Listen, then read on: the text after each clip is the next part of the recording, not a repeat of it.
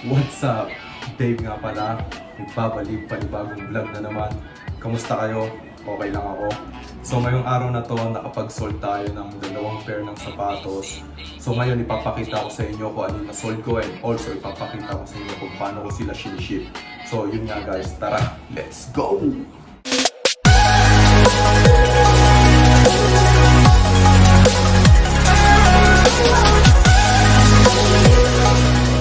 Natin titingnan na sapatos is yung Jordan 1 Mid SE or yung tinatawag na multicolor swoosh. So ito nga siya. So ito nga yung shoes. Like napakaganda ng colorway. Like tingnan nyo naman. So makikita nyo ang color niya is white, blue, and red. So yun nga. In the future bumili ako ng isa kasi like ang lakas ng dating niya. Yun nga. Tapos yung color niya pa, madali siyang i-match sa mga ibang damit. Nga, ito nga yung isa sa mga sapatos na i-ship ko. So, syempre, of course, hindi natin kakalimutan yung tag natin. So, lalagay ko lang siya sa left shoe. So, yun.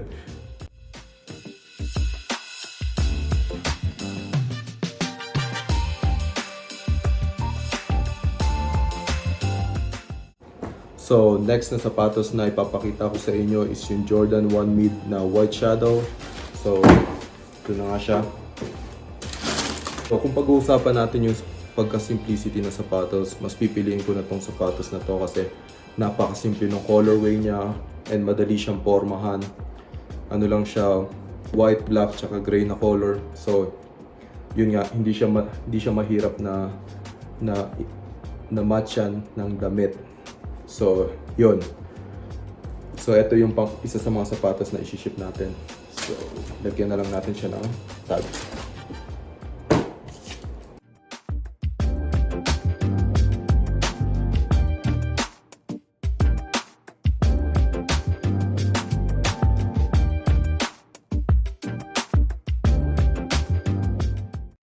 So, tapos na nga natin lagyan ng tag yung mga sapatos and next na kailangan nyo is bubble wrap. So, babalutan lang natin ng bubble wrap yung box ng sapatos para hindi sila ma-damage. Parang ganito. So, yun na nga. Ganito nyo lang sila isi-ship para dagdag protection na rin sa box ng sapatos. So, yun. Gagawin na lang natin next is ipiprint yung shipping label and then papasok na natin siya dun sa box. Alright, let's go.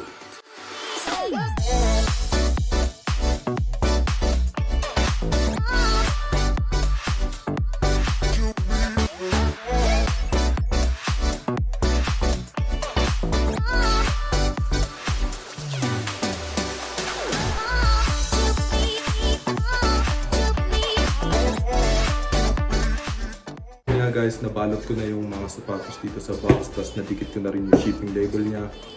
So bukas, ida-drop off ko na lang siya sa post office and yun na. Bali, aabot to sa kanila ng 2 to 3 days. So yun nga guys. Ganun lang kasimple mag-ship ng sapatos.